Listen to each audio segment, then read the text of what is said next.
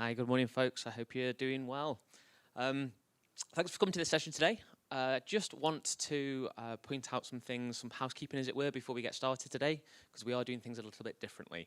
So in terms of Q&A, we'd love you to ask questions, but if you can do that via the JNUC app by going to the session Q&A and selecting this session. For people that are doing the live stream, you can ask questions directly in your session window there as well. And we'll be looking at those at the end, so any questions we'll do through the app. So we're here today to talk about a deployment that's bigger than Texas. I do just want to point out, I have watched Aaron over the last 3 days painstakingly draw these maps, so give some appreciation to these maps when you see them, because they're beautiful. And with that, I'll introduce Aaron, and off we go. Thank you. So, morning everybody. Today we're talking about a Jamf School deployment bigger than Texas. We're actually going to be talking about how Jamf School is being utilized to service devices across a huge landmass, and how it's helping ultra-remote schools deliver a world-class learning experience. And this is all despite the IT teams generally being located 2,000 miles away, because these schools are so remote. So obviously I'm alone on stage today, but my name is Aaron. I am a systems engineer based out of Sydney, Australia for Jamf. And I'm also joined virtually by Ben Beaton and Matthew Farinda from Catholic Education Western Australia. And I'm really excited to talk about a special project that they have delivered within the Kimberley region of Western Australia. And we'll be talking about Western Australia as a whole as well. So I know what you're thinking, bigger than Texas, how is that possible, right? So, and you're also probably thinking, this guy's Australian, what does he know about Texas and big things? Actually, Texas and Australia appear to have a fascination with big things. So we like, in Texas you've got big buildings, but you've also got big cars as well, but you've got the biggest cowboy boots, and you've got Big Tex in Dallas. Big Tex freaks me out a little bit. In Australia, we take this a little bit too far. We've actually got over 600 big things. So we've got the big pineapple, the big prawn. It's the shrimp, I guess, for in America. But my two personal favorites are the big bench in Broken Hill and the big boxing crocodile in Humpty Doo. That is a real place. So we're not here to talk about all the big things Texas and Australia have. We're actually here to discuss the biggest state in Australia and some of the incredible work that's being done to support schools across it. So that state is Western Australia.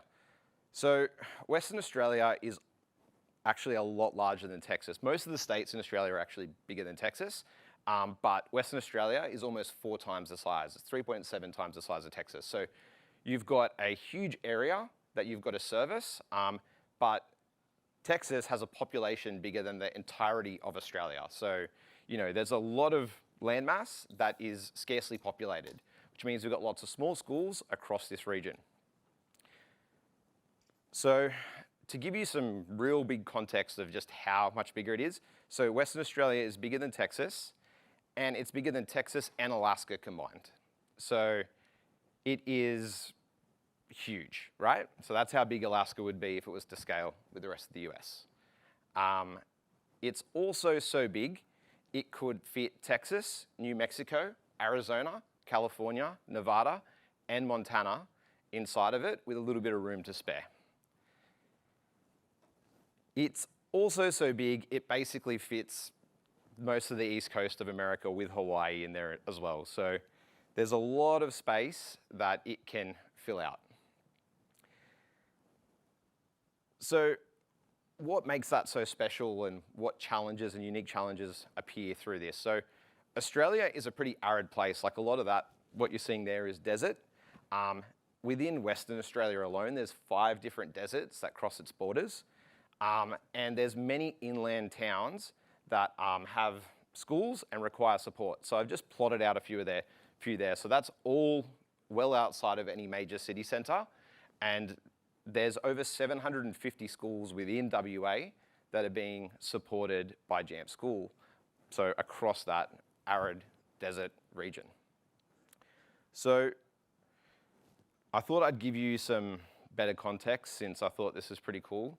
We've got our Google Earth, and it kind of we can zoom in and have a bit of a better look at what we're actually dealing with. So Perth is kind of down the bottom, if you can see that to the side, but these schools are just all over the place.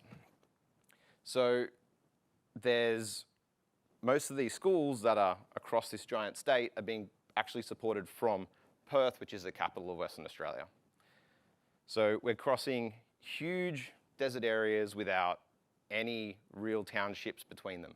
So there's, single dirt roads into a lot of these places, or you have to fly in with a plane. So that means that logistically, it becomes very hard to really properly support these schools with a great learning experience. A lot of the time you will see basically iPads that are broken in a shelf or not being used because we've got nobody there to get them up and running, and teachers are left on their own. So this is where, what a lot of the partner network across Western Australia is doing, leveraging Jamf School, and what we're going to look at, what Catholic Education Western Australia is doing as well, really bridges that gap and shows that you do not need to just have a bunch of iPads stacked in a cupboard, not being utilised. You can actually create a world-class learning experience and have these devices used and supported from anywhere, even across this massive space. So Jamf School in Western Australia, right? So I think it's pretty important. I mentioned that there's over 750 schools that are being supported by Jamf School, and there's a reason why it's been so prolific in the state. So the partner network that supports Jamf School is really the biggest reason for that. So we've got 7 Cents, which is the distributor, and they serve as an escalated tier of support, and the channel partners that these schools are working with serve as their first tier of support.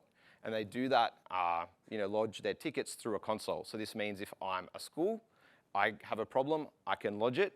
My partner that I already have a great relationship with can help me answer that first question. And if it's something a bit more difficult, then it gets escalated to the distributor, which is 7 Cents. So this is how it works in Australia and Western Australia in particular. But this is great because these partners understand the infrastructure that's being deployed to the school. Oftentimes they are the ones that help lay that foundation of whether it's networking, any other supporting tools or integrations that they're using. So they have a great understanding of these schools already. So the partnership between these schools is really important for that success because there's a trust that's built, and that helps them support these schools that are plotted all over this massive state. So I talked about Catholic Education Western Australia, and we've got Ben and Matt who are going to be tuning in, I guess, virtually. They might be online now and be able to answer some of the questions, but if not, we'll have our emails up at the end so you can ask them, because I'm sure a lot of this is really relevant to anybody that has to look after schools across, remote schools or rural schools, or if you're wanting to support teaching and learning in schools that don't actually have a dedicated IT person, this is also going to be very relevant to how you can drive that success. So a little bit of background on the project, which they'll give you better insight into. It's not necessarily the largest device count. I know if we're talking about Texas, I said that the whole of Texas has way more people than the whole of Australia, but what they're doing could be scaled to whatever size. It's got real big challenges as far as geography, which we've kind of established because it's so far apart. And they've got unique challenges compared to most metropolitan deployments because we're talking about, there's not just that infrastructure around these towns that you would have in, somewhere that's populated like a metropolitan area.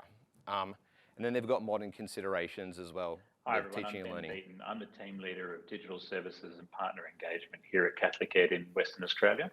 And when Matt and I are out working with schools, my role is really to help them understand what we buy, where we get it from, how much we pay for it, what sort of services we include in that contract negotiation, so we can really set the best environment up for our schools to be set for success. And over to Matt. Thanks, Ben. Hi, everyone. My name is Matthew Brinder. I'm the team leader for digital learning here at Catholic Education Western Australia. And my role is to support our teachers and our leaders with the implementation of technology at their schools So we work to make sure we have a strategic approach to the use of technology and making sure that it hits the learning objectives that they're aiming for.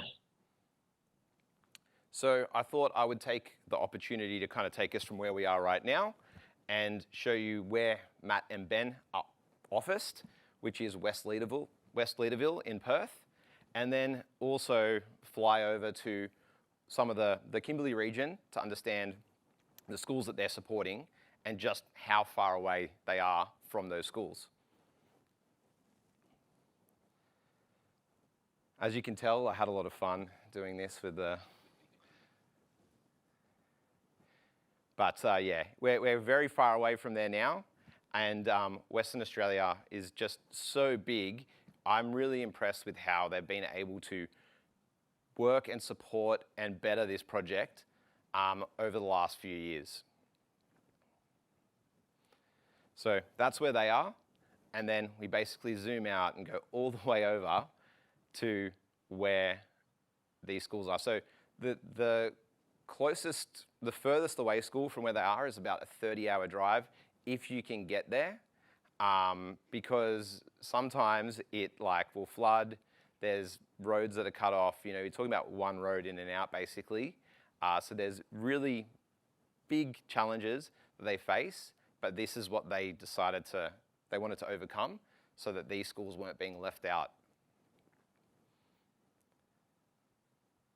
So yeah, there's not much around it by way of infrastructure, which is, you know, what makes this project so special. Matt and I are both school teachers by trade. So where I'm coming in looking at a technical side and Matt's looking at a digital learning side, we're always looking to make sure that teachers are empowered in any conversation we're having so that we can set the right environment for great student outcomes. And what we saw in our Kimberley schools, the 13 schools that are as far away from Perth as you can possibly be and still be in the state of Western Australia, was a really different approach to learning technology. Schools were far away, information and resources were hard to come by. And what Matt and I really wanted to do was bring a level of consistency and continuity to the way those schools were set up.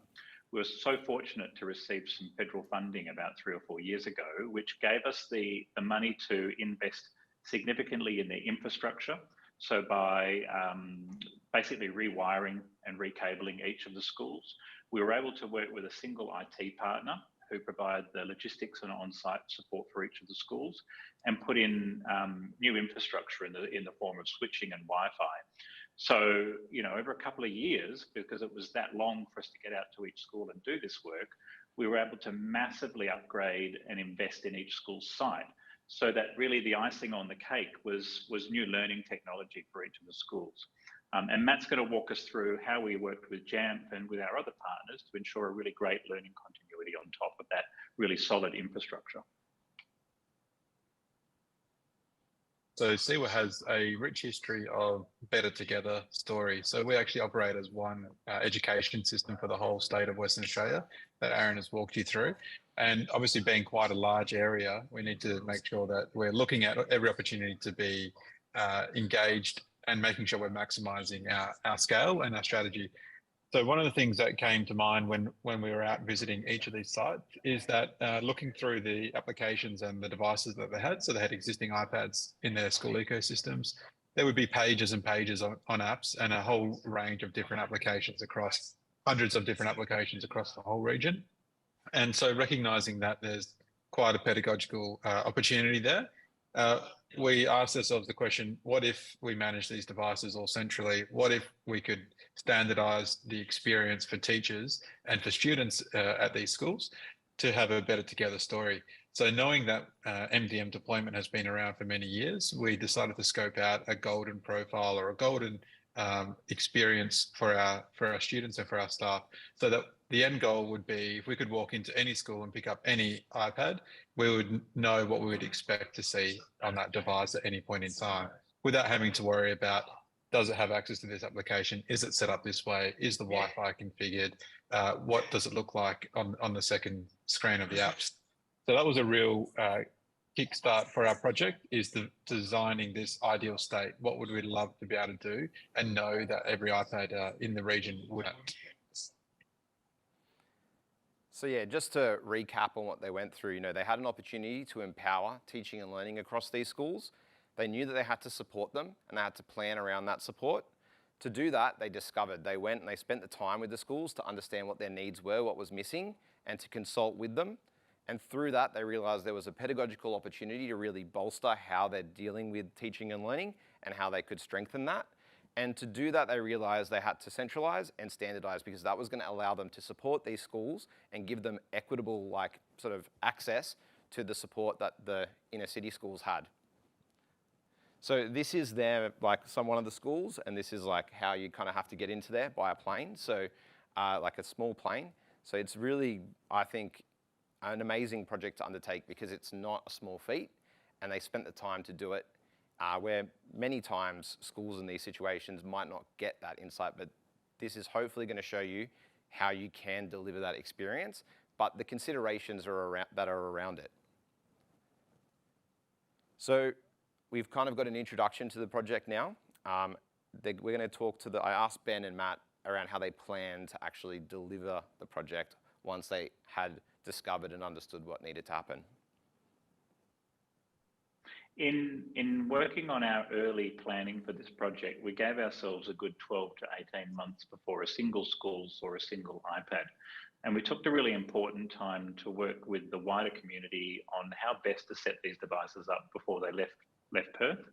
We're talking about schools that are just so far away. You know, it's an 18-hour drive from where we are here in Perth. And we wanted to be able to set these devices up so that they were really low touch, because there's very, very little opportunity for us to get out there and support schools, and very little opportunity for an IT technician to go and deal with any issues that arise. Matt and I were fortunate, over about a 4 to 5 month period, we were able to visit each of the schools and kind of set the scene and sow the seeds for what this better together strategy might look like.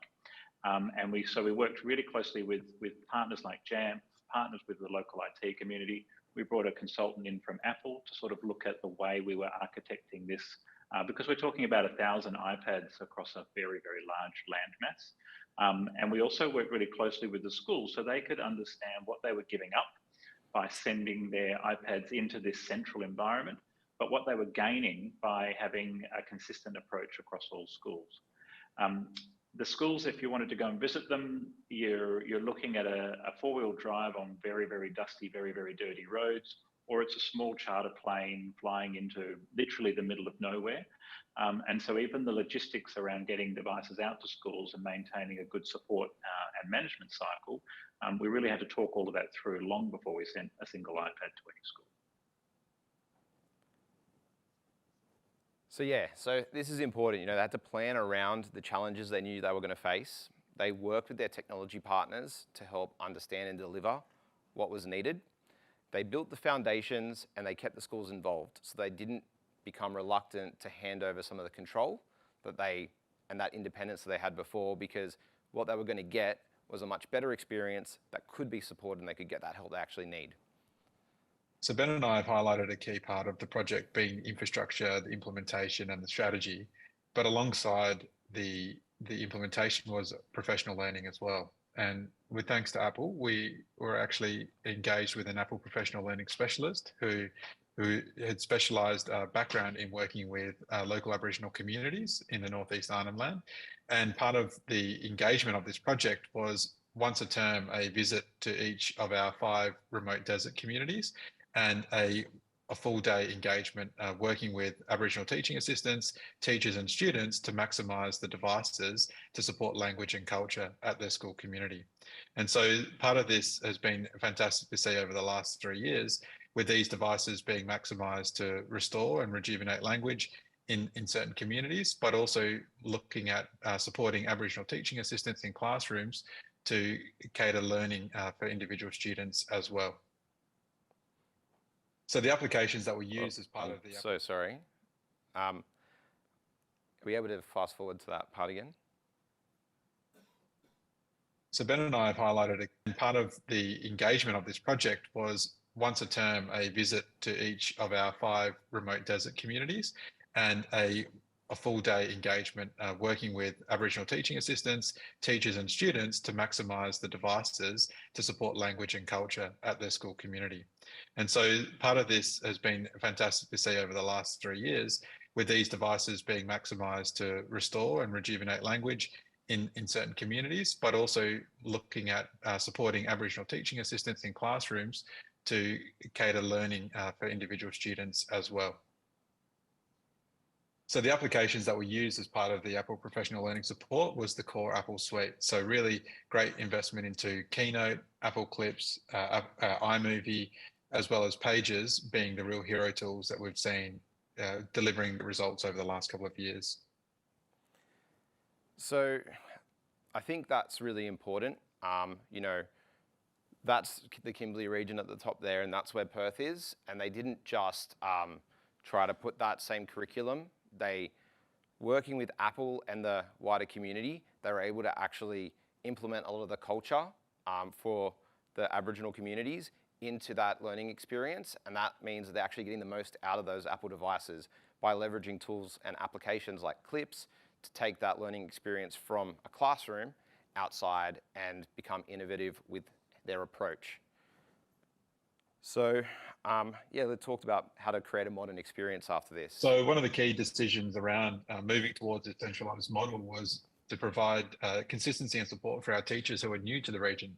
So whilst we've got a central approach to it, we are very mindful that we have a high transiency of teachers who may only teach for a short period of time in the Kimberley region. And they may be there for less than a year or two, and very few would stay on for more than multiple years.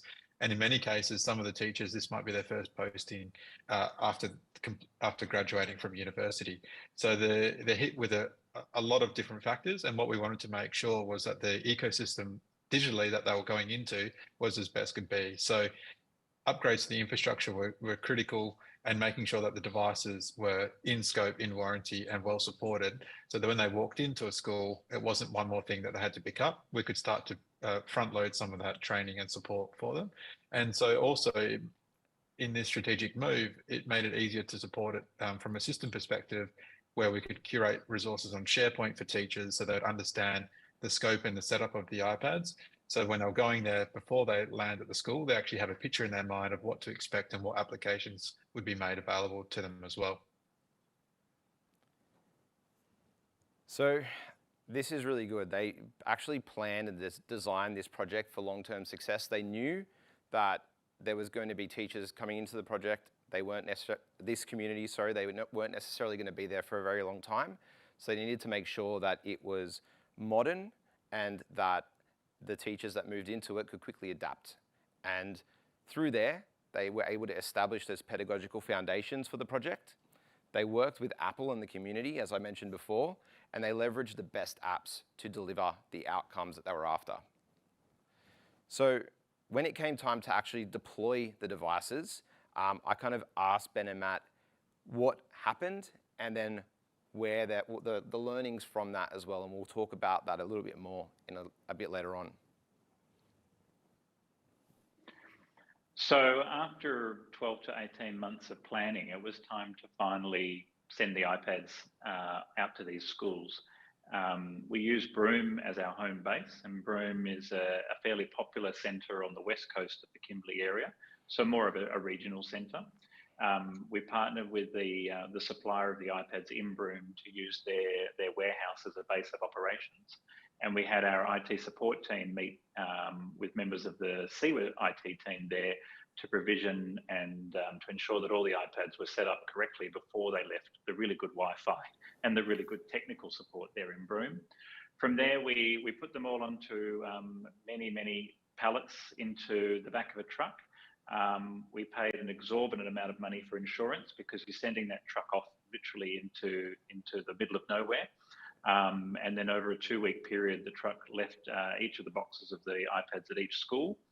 And then myself and the technical contact flew out to each of the schools that were in the far desert, or visited the remainder of the schools with Matt. And we unboxed and set each of the iPads up. And this is really the beauty of where the MDM deployment worked in our favour, because from unboxing to deployment to in teachers' hands and students' hands was a super seamless experience. And literally, once we were out of the box, we were up and running in about 30 minutes. As you can imagine, in some of these schools, the connection to the internet isn't amazing. And so to have pre-configured those devices prior to departure, the final setup was really, really fantastic. The other little thing that we did was we ensured that for the student iPads and the teacher iPads, we had a slightly different setup, and we mirrored that with the type of case that we put on each iPad. So even down to the look and feel of the iPad, when you pick it up, you knew what you were picking up, and you knew what to expect when you set that up for training and support. So here's a photo of some of the iPads going into the school. You know, you're going on these dirt roads, as they said. They had a lot of considerations around getting them there. But to do that, they had to understand the logistics. They knew where they were going, so they could plan around that.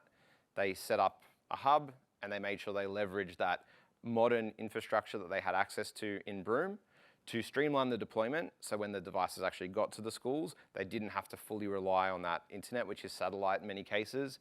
And they could accelerate utilization because the devices were up and running straight away. So the teachers could and students could get those devices in their hands and start using them immediately. They also, one of the things, I'll just jump back here, they also differentiated the devices, which is really important as well, so that you've got the teacher devices and the student devices, different color cases in this example here, and it meant that you could quickly start a class, you knew what they were. If a student had a black case on their device, then that was a student device. Teacher would have a red case. It also meant they had some different applications they could leverage, but it was very easy to get up and running, and there was no confusion. one of the things that we're mindful when we got started with this project is simply dropping devices into schools does not correlate to improved learning outcomes. And that was a really big part of our messaging to our executive here at CEWA, is not to expect a rapid amount of change just by simply putting in new devices in.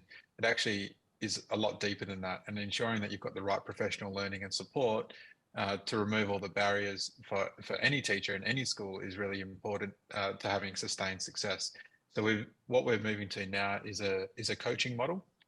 So we've seen tremendous impact when you have the right coach on the ground or supporting remotely, providing that teacher at that point in time the right tools and tips and tricks that they need to get the next stage of their capability and learning in their own learning journey. You'll have impact in what they do in the classroom with students. Because quite often what we see is teachers get really comfortable in their own level of confidence and won't take risks unless they're pushed to do so. But like all humans, we're not prepared to take risks unless it's a safe learning environment, and we're willing to do that. So moving forward, we're really looking at our coaching strategy, how we can support our schools to have internal capability depending on their size and scale, but also system level support to have centralized programs where we can provide people with the right coaching skills in a digital learning context to improve their digital literacy. So I think that's really, really important for, just sending new devices anywhere doesn't guarantee that they're going to be used in the way that you're hoping they will. So they made sure that, teaching and learning maintain at the core of this project. So they needed more than new devices, and to do that, they set up a coaching model, which is there to really help inspire teachers so they didn't stay in their comfort zone, because that meant that the teaching and learning experience was going to be something that's fantastic and grows, and then what those teachers learn there, they're going to take elsewhere, which is really important. This is an example of one of the iPads and how it's set up, just to give you a bit of a better understanding. So they're organized. This means that when someone calls up for support, the CEWA team, they know where everything is and they can direct a teacher. So if I'm starting out, I know where to go, what to do. You've also got, through Jamf School, we can have those tags on the device, which is on the background, which is a great way to also help speak to support if something's not happening. You can identify your device very easily for them. So, yeah. So then we looked at the future of the project. They've deployed it, and now it's been running for about 3 years. What's next? And what did they learn, and what have they been implementing from here? So one of the key issues with these schools is we always used to talk about technology with a negative context. This classroom doesn't get connection to the internet. These iPads are too old to be updated. these students don't have access to equitable information resources. And the really lovely thing about the last couple of years is that conversation has evaporated and has really changed to how do we get the most and maximise the technology in each of these schools. What's been really interesting for us from a head office perspective is these schools probably have the most journey to go in terms of bringing the standards up higher. But it's now really set the standard for the rest of our system. And as a system, a network of schools across Western Australia, we're now looking at the successes that we've seen in the Kimberley about what we can learn from that Better Together strategy. We've started to see schools wanting to opt into the Jamf managed MDM, recognising that the work that Matt and his team have done in validating, authorising and checking the validity of these apps saves administrative time in each school. And so looking forward, we're really optimistic about a sustainable model where for no longer we talk about why things aren't working. We actually don't talk about the tech anymore. We don't talk about the Wi-Fi. We don't talk about the internet speeds. We don't talk about the device as well. We talk about the opportunities for learning. We talk about the connection between different schools and how schools can mentor and support and help each other. And we're able to do that at great scale across great distance because the device is consistent, the learning is consistent, and therefore the experience for students and teachers is consistent. So what we've seen as a result of implementing it is one thing we're always mindful. It was going to take us a long time to get the trust in the process, and we're starting to see some of the reward from that investment in time and energy. And teachers and staff and principals at schools now are actually really investing in the hardware because they know it will work, they know it's reliable, and they know that the applications on there are actually a great fit pedagogically for their own school community. So now that we're seeing staff coming to the devices and student engagement increasing, what we're working towards is really getting back down to a more granular level of autonomy out of school. So one of the long visions that we had was to be able to let schools have some autonomy back into their location settings, to be able to look at making some slight tweaks and changes to settings that are right for their own fit, but also the applications that they have on there as well. Because we are mindful that 15 applications might be good for the majority, but there's some specific niche apps that are needed as well. So we want to now work locally with a couple of pilot schools to look at what it looks like for individual teachers or administrators on the ground to be able to deploy apps to their within the right scope to their own ecosystem. So here's, from one of the sites, one of the schools. I keep drumming on the fact that they are remote, but I think it's a really important consideration that they're able to support these schools from so far away. And it means that, it's possible anywhere because the distance is absolutely crazy. The scale, I don't know if it's properly conveyed even, that I've really drummed it in.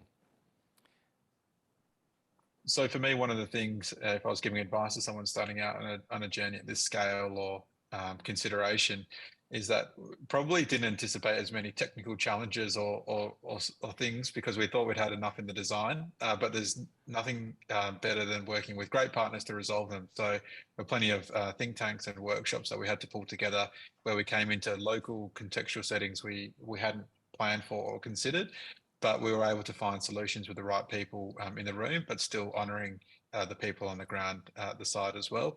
So that was one of the things, I guess the takeaway for me was we weren't anticipating some challenges because everything was great from a design and workshop principle. But when you get down to implementation and reality, it's not until you actually deploy it on the ground and you find the one thing that might stop you in your tracks so that you have to uncheck or revisit. So yeah, just to summarize what Ben and Matt just took us through, they were able to reimagine the use of technology. They set a standard that will have impact even on the metropolitan schools. They've created stability within those environments, those schools, to the point where they can expand this project and they can actually give some control. So to get everything where it needed to be, they had to consult and pull things back. But now that the project's established and everyone is comfortable with it and there is that support network, they're able to give a bit more control so we can have some additional apps that we might need. And that's part of the evolving process of it. And to keep moving forward, they need to stay informed, and that's what they're doing to help define what the project's going to look like in the future. So yeah, I just want to say thanks everybody for attending in person and for tuning in online. I realize we've probably got some questions which we'll go through, but I obviously can't answer everything in detail for the Catholic Education Western Australia team. So Matthew and Ben have kindly put their emails up there. If you did have a question, you're welcome to email them, and also myself. Yeah. Thanks, Aaron. You have got a few questions. First of all, Matt was online. Cool. He's apologised he's had to leave because it's nearly 12 o'clock there is what he was saying. He's got an early morning. But he was live, he was listening. But we have got a question, and it's a really good question, actually. How do you deal with dropped or broken devices in those rural areas? Is the extra redundancy already built in? Are the devices there? How does all that work? Did Matt provide? No, that's the question from somebody in the audience. Okay, cool. Okay, cool. I mean, one of the things that we talked about, because I couldn't put the full interview in there, is that a lot of these devices are actually being really well looked after. So one of the partners that they talked about in that Better Together was a case provider in Australia called STM, and those cases are rugged, support the devices being dropped and whatever, so that they're protecting them, but they're also being very well looked after because they're being utilised so well within the classroom. So I don't know the exact answer to how Catholic Education Western Australia deal with it, but I would imagine it would be through the Apple Authorised Service Centre network or Apple directly to provide a remote, replacement if that happened. Cool. So there was another one that just came in whilst you were answering that, and it's around the fact that you said, internet's not a thing in lots of places, or in a good way anyway. So how have things been implemented in terms of caching servers and all that kind of good stuff?